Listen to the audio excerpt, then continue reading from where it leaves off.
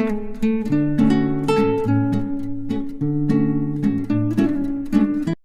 Friends, welcome to rainbow stories. உங்களுடன் இணைந்திருப்பது உங்கள் அமுதா. விக்ரமாதித்தன் கதைகள். விக்ரமாதித்தன் மறுபடியும் முருங்கை மரத்தை அடைந்து வேதாளத்தை கட்டி பிடித்து தூக்கி கொண்டு வரும்போது அவன் தோள் மீதிருந்த வேதாளம் 18வது கதையான சசிபிரபை கதையை சொல்ல ஆரம்பித்தது. நேபாள தேசத்தில் உள்ள சிவபுரம் என்ற நகரில் யாசகேது என்ற மன்னன் ஆட்சி செய்து வந்தான். அவன் மந்திரியான பிரஜஞ்சன சாகனிடம் ஆட்சி பொறுப்பை ஒப்படைத்துவிட்டு தன் தேவியான சந்திரபிரபையுடன் இன்பம் நுகர்வதில் பொழுதை போக்கி வந்தான். கால கிராமத்தில் அவர்களுக்கு சசிபிரபை என்ற பெண் பிறந்தாள். பெயருக்கு ஏற்ப அவள் நல்ல அழகாக இருந்தாள். அவள் பருவமடைந்தாள்.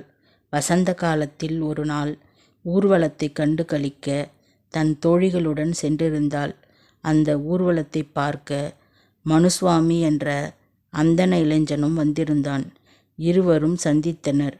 பரஸ்பரம் ஒருவர் மேல் ஒருவர் கொண்ட மோகத்தால் இருவரும் திகைத்து நின்றனர்.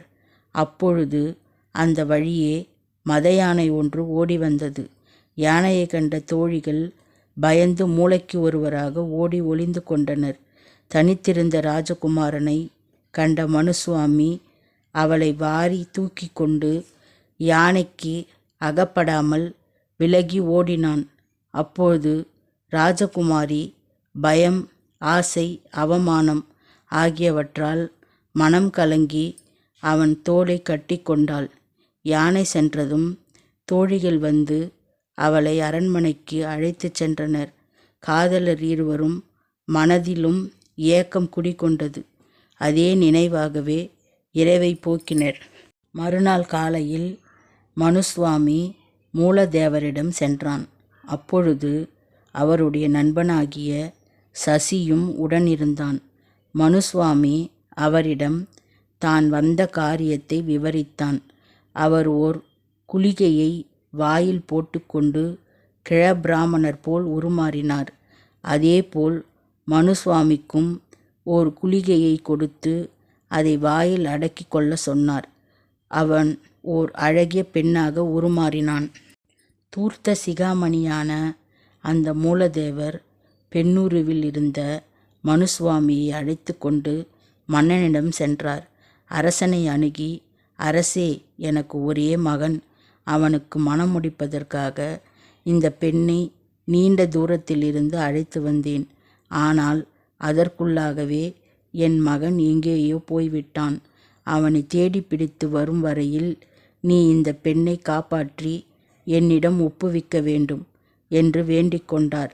அரசன் தன் குமாரி சசிபிரபையை அழைத்து, குழந்தாய், இந்த பெண் உன்னுடன் தோழியாக இருக்கட்டும் என்று அவளிடம் ஒப்படைத்தான். கிழபிராமணர் விடை பெற்றுச் சென்றார். மனுசுவாமி தன் காதலியுடன் பெண் உருவத்தில் தங்கிவிட்டான். கொஞ்சம் நாள் சென்றது. விஷயம் வெளிப்பட்டது. அவர்கள் இருவரும் கந்தர்வ முறைப்படி மனம் புரிந்து கொண்டார்கள். மனுசுவாமி பகல் நேரத்தில் பெண்ணாகவும் இரவு நேரத்தில் ஆணாகவும் அரண்மனையிலேயே இருந்து வந்தான். நாட்கள் பல சென்றன. சசிபிரபையின் மாமன் மகளான மிருங்காவதிக்கும் மந்திரி மகனான பிரிஞ்சானசாகரனுக்கும் திருமணம் நடந்தது. அதற்கு சசிபிரபையை தன் தோழியுடன் சென்றிருந்தாள்.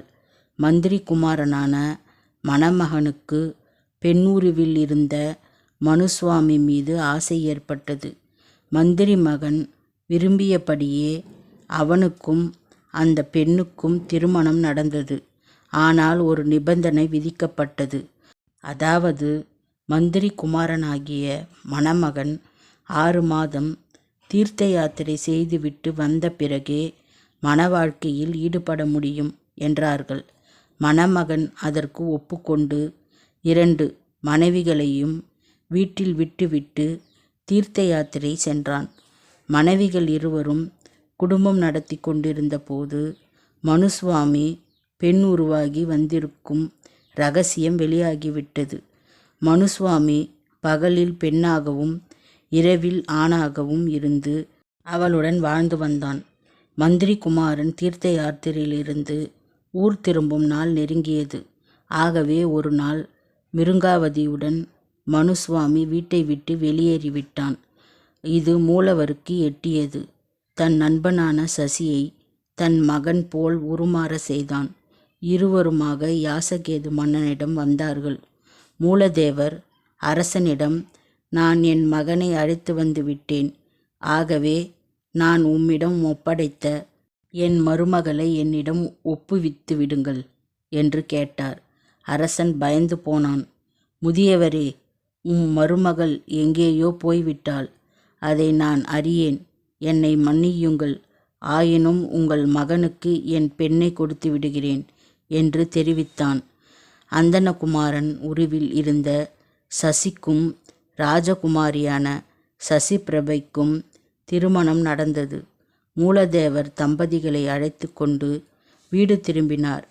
அங்கே மனுசுவாமி வந்து சேர்ந்தான். அவர்களுக்குள் பலத்த வாக்குவாதம் நடந்தது. ராஜகுமாரி தனக்கே உரியவள் என்று மனுசுவாமியும் சசியும் வாதாடினார்கள். விவாதம் முடியவில்லை. கதை முடிந்தது. வேதாளம் விக்ரமாதித்தனை நோக்கி, அரசே, இவ்விருவருள் யாருக்கு அவள் முறைப்படி மனைவியாவாள்? இந்த சந்தேகத்தை தீர்க்க வேண்டும் என்றது.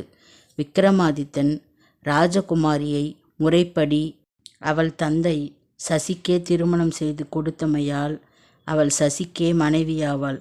மனுசுவாமியோ திருடன் போல் ரகசியமாக அவளை கந்தர்வ முறையில் மணந்து கொண்டான்.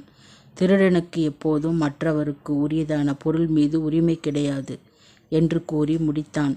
இதை கேட்ட வேதாளம் கட்டவிழ்த்து கொண்டு பழையபடியே முருங்கை மரத்தின் மேல் ஏறிக்கொண்டது. வேதாள கதைகள் தொடரும். Please like, share and subscribe. Thank you.